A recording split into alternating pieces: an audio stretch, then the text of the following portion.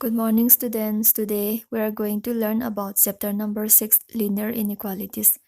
Chapter number 6, linear inequalities se kaino hana ngasidi tamase ko. Linear inequalities se kamai define the way haradi two real numbers or two algebraic expressions related by the symbol less than, greater than, less than or equal to or greater than or equal to form and inequalities.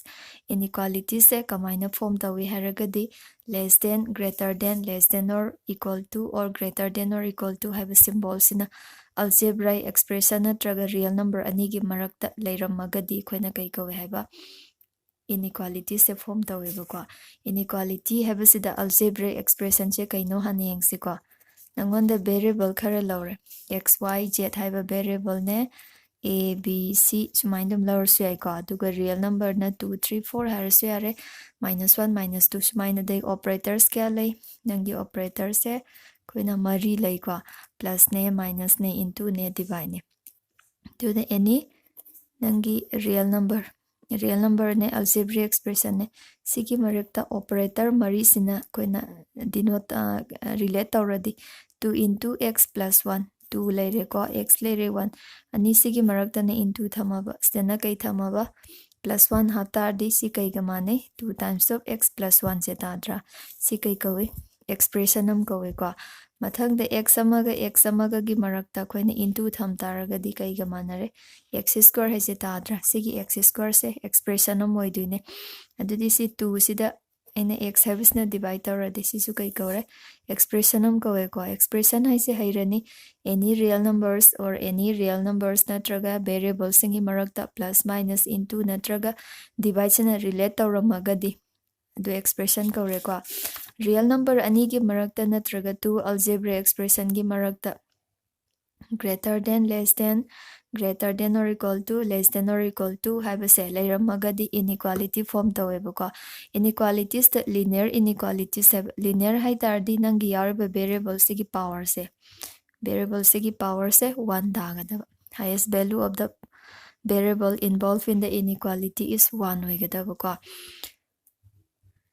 Example oina 3 less than 5. 3 ga 5 ka kanan chawe 5 na saw be heliko then 7 is greater than 5 smaina koina inequality sing se number gi marakta relate tawramagadi se number nga to oidra sina kai kore they are the examples of numeral inequalities sina number sing gi marakta leba inequalities ko second inequality type se 3 is greater than x and x is less than or equal to 4 3 is greater than x and x is less than or equal to 4 study x yaudra variable se x oreko are some examples of linear inequalities ne sinataba atop example myamam ibai ko example oina 2 times of x plus 1 greater than 3 and the 3 times of x minus 4 less than 0 gain sisudum oibai dagi number khatangi number gi marakta di khoina less than or kaidoba greater than si khatang yare ko aduga chapma na bo eramaga di equal to hapakpa suyai ko 3 is less than or equal to 3 and the 4 is greater than or equal to 4 chapma na bo eraga di equal to habase yawba yai aduga chapma na daba number da di si case hapase yade ko linear inequalities later 3 is less than 5 less than 7 3 less than 5 less than 7 hai tardi inequality kya yaw ani yaudra mamangi singdana inequality se symbol se amamam khatang yaw sidana symbol se ani yaw upper su lower su bound to kawe ko 5 is bounded above by 7 and bounded below by 3 5 se mathakta na 7 na bound tore makhada na 3 na bound tore ko sumaina double inequality ani yawramagadi kai kaurani mase double inequalities kawe ko egi 3 less than or equal to x less than 5 habase chi kai kaurani double inequalities orani ba the inequalities sai se kaino khangani ko inequalities hai tardi real number ani gi marakta or algebraic expression gi marakta less than greater than less than or equal to or greater than or equal to have symbol mari sina leiramagadi relate tawramagadi inequalities sai se kauduni ko inequalities the numeral inequalities and literal inequalities later literal hairagana variable yawa numeral hairagana number kaktang da oiba ko sidinangi inequalities ki makal khara si later ko number 1 strict inequalities strict inequalities in a kaino, two real numbers or two algebraic expressions related by the symbol less than or greater than. Greater than natraga less than khatang dana relate tawbasingse strict inequalities kawiko. Example, x is greater than 3, y is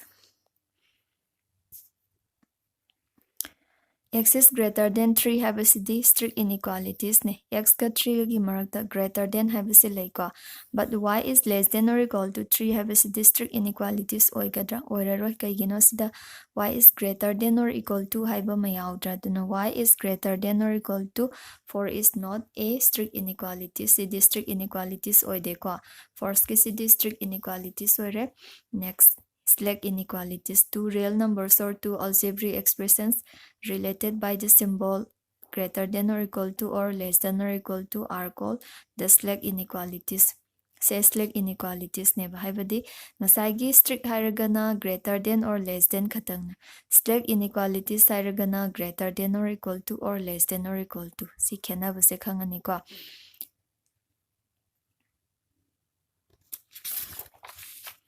Example yengsiko. Example of slag inequalities are x is greater than or equal to 3 and y is greater than or equal to 3. Sikanagi example no. These are examples of slag inequalities.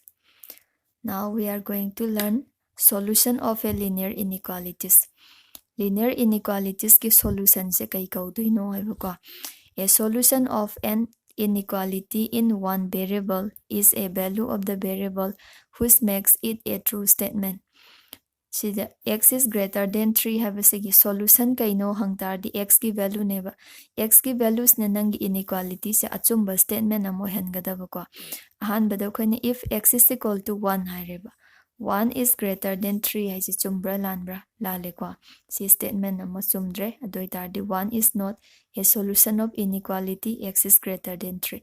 Mathang da ko aini x se 2 thame. If x is equal to 2, 2 ga 2 dagi 3 na chawe si chumbra lanbra lale ko. It is a false statement, so x is equal to 2 is not a true statement. The example the x is greater than 3 hai x belongs to n haibani belongs to n hai tar the x a natural number oigadaba duna koina natural number da 1 lore 2 lore 3 lores yabra yade ko 3 na 3 dagi chawe se lale aduda kaida chumme hai tar the x a 4 yobudai chumme ko. Find all the natural number which is greater than 3 and they are 4 5 6 7 8 9 and infinite number of natural number laigre ko. The solution hai tardi nangi x ki value sineba value of the variable involved in the inequality which makes the inequality a true statement haiba nangi inequality se achumba statement amo hello haiba neba ko. Doi tardi si x is greater than 3 leire x belongs to n haiba kana masing se mayam leire ba aduna inequality ki solution ibadi set oine express tawneba. The solutions of x greater than 3 are 4, 5, 6 later ko. And therefore the solution set of x greater than 3 is 4, 5, 6 dot dot ini. Here 3 dot represents infinite number of natural numbers ko. And set the express to this set builder form the x belongs to natural number and x should be greater than 3. So my irasuyai simong the irasuyai ko. Then the solution set oine express to rani. Number represent we can represent the solution set of any inequality in number array. Number array se natural number da consider to 1 2 3 4 5 6 7 dot dot dot ire ko nangi solution set che kai de hogi 4 5 6 de hodra yodi 4 se solution ne 5 se solution 6 7 join dot dot chat karni ba and these are the solution sets of the inequality x is greater than 3. The solution hai se khangani ko solution hai se x ki value ne then inequality da di khona solution se 1 lebe ai 2 lebe ai 3 lebe ai more than sidagi hen basu ai ko. Next, rules for solving an inequality. Nangi inequality ama kamaina solve tawgadagi habadugi rules ni ko. There are two rules of solving any linear inequalities. Rule number 1, equal numbers may be added to or subtracted from both sides of an inequality without affecting the sign of inequality. Chapmanaba numbers may be subtracted or added to from both sides of an inequality. Nangonda inequality ama laire. If a is less than b have inequality sida chap manaba number ama plus tausinbada nangi inequality se sign change tawdeba c se add tawre ko if we add c on both sides of the equation then we have a plus c b plus c but that b plus c should be greater than kanada hengani a plus c habadi a ga b ga se b na chawo matamda c hapchenbada sign change taw sign se change tawdeba ko 1 ga 2 ga se 2 na chawba hendra aina 1 ama plus tawradi 2 phange 1 ama plus tawragadi 3 phange ko adum 2 ga 3 ga se kanan chawba heli 3 na adum chawba hendra segi case ni ko koine segi se minus par minus da su hot pe ai ko subtraction da so a ga b ga se ngasai b na chawba hengre if we subtract c from both sides of the inequality then the sign of the inequality will never change 1 ga 2 ga 2 na chawba hele ko 1 khaido adi 0 tadra 1 khaido adi 1 tare hoji kanana dum chawba hele 1 na dum chawba hele ko sina nangi rule number 1 lere next rule number 2 when both sides of an inequality are multiplied or divided by a negative number then the sign of inequality is reversed nangi both sides of the inequality sida negative number amana plus tawba natraga negative na multiply tawba natraga negative number amana divide taw taragade nangi sign of inequality se reverse se chatkaniba less than or ambasa greater than the lakani greater than or tardi less than the hanni ko if a is less than b and if we multiply both sides of the inequality by -1 then the sign of the inequality is reversed greater less than is changed into less than the change tawni ko example -1 ga -2 ga kanan chawbe heli -1 na chawbe heli -1 is greater than -2 ni ko but if we multiply both sides of the inequality by -1 we have +1 we have +2 in this case +2 is greater than +1 +2 ga +1 ga kanan chawbe hengre +2 na chawbe hengre ko duna khoina both sides sida minus amana multiply tawragadi nangi sign of inequality se reverse oiniba next case divide tamu yengsiko if a is greater than b if we divide both sides of the inequality by -1 then the sign of inequality will be changed sina example ni khoina a b da yengbani ko number do hotaragadi -2 ga -4 ga kanan chawbe heli -2 na chawbe hendra heli ko sida khoina -1 na divide tawradi if we divide both sides of this inequality by -1 2 tare ko si kai phange 4 2 ga 4 ga di kanan chawba hengre 4 na chawba hendra judi nga sai si greater than haibase kai da on less than haibase da ole ko chaina nangi inequality ama solve tawba kanda rules kya lere rules ani lere ko number 1 dana equals number may be added to or subtracted from both sides of an inequality in the first ni second that when both sides of inequality are multiplied or divided by the same negative number then the sign of inequality is reversed negative amana multiply tawba natraga divide tawba the sign change tawi ko aduga positive amana multiply tawba natraga divide tawba the sign change tawraro sigi rules is sijinaraga khoina exercise 6.1 saying siko now we are going to solve exercise 6.1 here the first question is solve the inequality 24x less than 100 when number 1 x is a natural number number 2 x is an integer nang sida case ani pir x is a natural number already x is an integer already na pi ko duna exercise 6.1 question number 1 when x is a natural number koina ahanbadi inequality se na solve tawsiko the given inequality is 24x less than 100 and by using rule 1 and rule 2 adu use tawduini sida x ki coefficient che kyano 24 ne koina inequality solve tawba habise kaino x ki condition puthokpaneba here the coefficient of x is equal to 24 to eliminate this 24 we should divide both sides of the inequality by 24 chamanaba both sides the 24 na divide tawgani plus oibani na inequality sign change tawroi ko 24x divided by 24 less than 100 by 24 124 2 na ka 50 by 12 tare ko 2 na muka adi 25 by 6 then when this 25 divided by 6 we have 4.16 phange ko so the condition of x is less than 4.167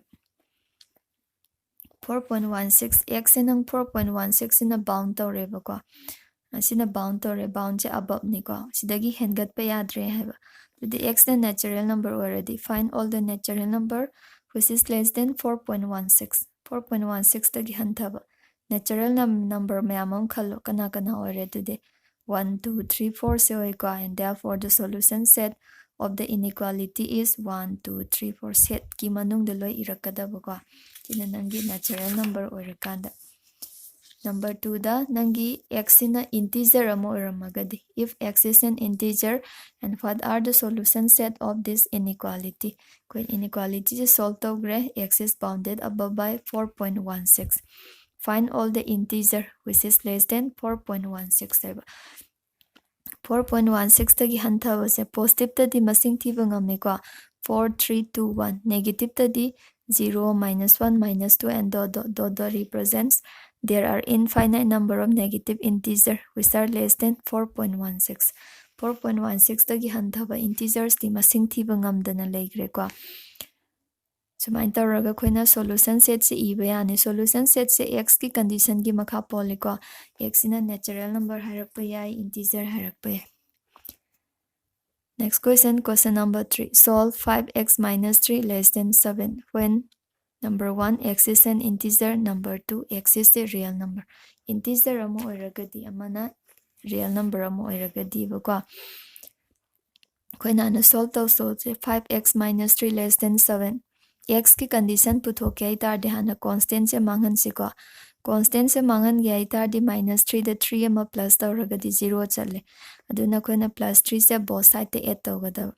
Adding plus 3 on both sides of the inequality minus 3 3 0 chale 5x 7 plus 3 10 tare ko. Then find the coefficient of x. Coefficient of x is equal to 5 tare. Then dividing both sides by 5. 5x divided by 5 less than 10 by 5. X is bounded above by 2. X is less than 2. X is 2 dagi hanthaba haiba ko. X is 2 dagi hanthaba. Solution puthok to ne ko. Solution puthokan x se kaino hana yengasi. X se integer amo oiragadi. Magi solution set che kana kana oini. When x is an integer, the solution set of the inequality is integer se 2 dai hanthabadi 1 0. Negative tadi mayamam leire ko -1 -2 and dot. This 3 dot represents infinite number of negative integers. Then Roman number 2 da nangi x in a real number oramagadi. Real number da de khone masing si iba ngamdreba. Kaiging iba ngamdrino hai taragadi natural number ani gi marakta infinite number of real numbers like ko. Then when x is a natural real number, then the solution set of the inequality is expressed in interval. Interval or nahairani ko. In set builder, it can be expressed as x belongs to real number and x is less than 2. In interval, it can be expressed as minus infinity, 2. Koina real number ama number line the represent tawbase. Nangi right side sina plus infinity nena khalani, left side sina minus infinity. Set tasu tamgre ko set ki interval se. Nang x se 2 dagi lan khat pa yadre, doi tardi 2 layerani. 2 dagi na si makha thangba set sing oidune ba si part se ko. Nimagi lower limit se minus infinity ni, upper limit se na si 2 se oidune ko. 2 se oiba matamda 2 se manava yabra manadava yabra manade ko. Manada tardi open oigadaba. Manara magadi close hoin lakadaba sumaina. Nangi x in a real number oitara the solution set is expressed in the form of interval. Interval oin lakani ko. Next question number 5. Solve the inequalities for real x. X in a real number the solve togadaba ko 4x plus 3 less than 5x plus 7. 4x plus 3 less than 5x plus 7 habise koina solve to tare koina x se left side ta yamba thame ko asi plus 3 se na mangan se plus 3 se mangan ladi plus 3 minus 3 subtracting 3 from both sides of the inequality 3 se subtract ore 4x plus 3 minus 3 less than 5x plus 7 minus 3 3 ka kre ko 4x less than 5x plus ani se khaidong nara di 4 mathang da se ki 5x se right ki left Purakseba. Doi tardi sigi nangi right side se 0 tahan doine. 0 tahan gay tardi minus 5x size lakane ko. Subtracting 5x from both sides of the inequality, we have 4x minus 5x less than 5x minus 5x plus 4 ani se kakre ko 0 sele minus x is less than 4 si phangaba to this the nangi x ki coefficient se khalo plus oibra minus tare ko minus oi taragadi dividing both sides by minus 1 then the sign of inequality will be changed. This less than is changed into greater than minus x divided by minus 1 4 divided by minus 1 tare ko then x is greater than minus 4 nangi x se kai dai chawba hen gadaba minus 4 dagi the number ri yengba kanda sita minus 4 dagi chawba hello hai tardi som side si tai ko right side dagi right side se phangabanina nangi lower limit china minus 4 khwaidagi pikpa se minus 4 na bound tawgani khwaidagi chawbai se laita taragadi infinity na denote tawdoini ko the solution set of the inequality is minus 4 comma 3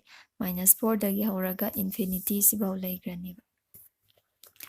Next question number 7 3x minus 1 less than or equal to 2x minus 3 simuk solve tawse ko. The given inequality is 3 into x minus 1 less than or equal to 2 and x minus 3. 3 na multiply to 3x minus 3 less than or equal to 2 na multiply to already 2x minus 6 silere ko then sigi 3 se an eliminate of se ko the plus 3 half sile 3x less than or equal to 2x minus 3 ani se koina x sing se left ta puduine ba si plus sign layer madi transpose to buda minus sign lakani inequality solve to ba have se equation solve to ga chama nei ko karam kanda khatang khenai haradi koina both sides of the inequality do the negative sign amana multiply to ba natraga divide to rakanda sign to change to by 1 3x si transpose to na khaladi plus se minus ta la ani ba then ani se khaidong na radi x tare ko x is less than or equal to minus 3 x e minus 3 dagi hanthaba natraga minus 3 ga manaba yaba ko therefore the solution set of the inequality is real nekpa kanda ma se minus 3 dagi lan khat pa yaroi right side na plus infinity left side na minus infinity ni ko lower limit che minus infinity tare upper limit is minus 3 ga manaba yaba ni na se closed interval oigadaba. In set builder form, it can be expressed as x belongs to real number and x is less than or equal to minus 3. So, next question is question number 9. X by 2 plus x by 3 less than 11. Find the solution set of this inequality. Question number 9. The given inequality is x by 2 plus x by 3 less than 11 pireko, which implies that 6x plus c LCM hana lawthokse. LCM say x by 1, 2 and 3. LCM lower the 2 into 3. 6 tareko. Then this 1 divided by 6. 6x plus 6 is the 2 na divide to the 3x. 6 the 3 na divide to the 2 times of x less than 11 phangeko. 6x plus 3x plus 2x is 11x divided by 6 less than 11. So this is 6 and ang manghan ba. Manghan gaya tardi we should multiply both sides of the inequality by 6. Ani maksida 6 hapsilani 6 hape ko plus oy banina sign of inequality se sense layer 6 cancel to re 11x less than 66. This is the my coefficient 11 tare ko dividing both sides by 11 we have x is less than 6. X is 6 tagi hanthaba hai. Hanthaba the lower limit minus infinity upper limit 6 tare ko. The solution set of the inequality is minus infinity comma 6 open nga to oigadaba. Next question number 12. 1 by 2, 3x by 5 plus 4 greater than or equal to 1 by 3x minus 6. 1 by 2, 3x plus 5 plus 4 greater than or equal to 1 by 3x minus 6. Inequality ki form si tungan pirakani ko. Kuna first the 1 by 2 se hana multiply to senaro.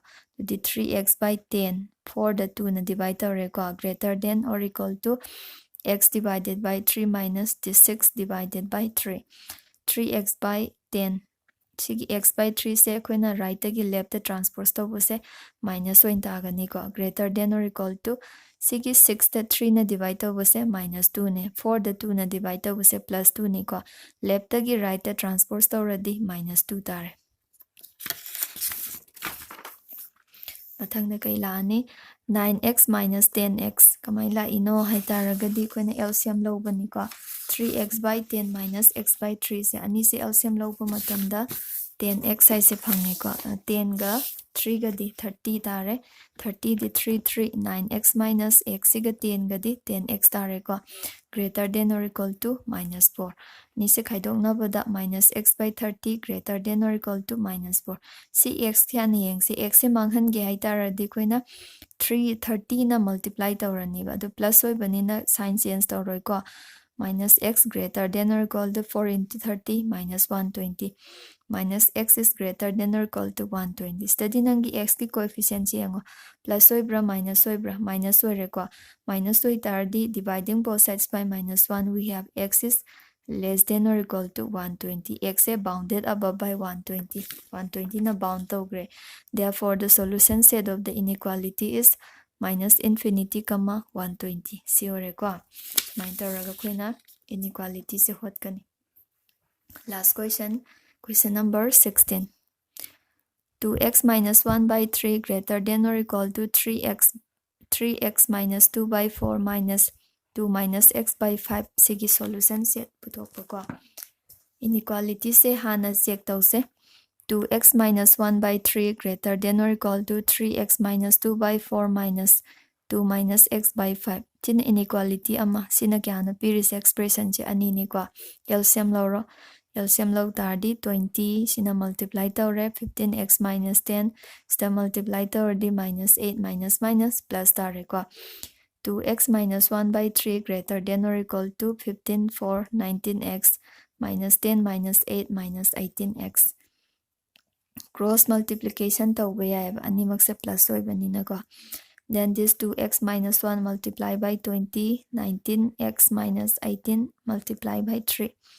we get 40x minus 20 greater than or equal to 57x minus 54 40x sigi x yaubase right agi left the transpose tawbada minus laiko minus 54 sigi plus se transpose tawbada minus se transpose tawbada plus tare khaidoknaradi minus 17x greater than or equal to minus 34 tare ko dividing both sides by minus 17 minus oibanina inequality sign change tawre x is greater than or equal to 2 nangi x se kanana chawba kanadagi hengat pa yadre 2 dagi hengat pa yadre ko and therefore the solution set of the inequality is kaina khoina number react thokpa matamda right na plus infinity left na minus infinity nangi x se 2 dagi hengat pa yadre dudi minus infinity dagi na 2 gi marakta leire ko minus infinity comma 2 close interval in set builder form it can be expressed as x belongs to r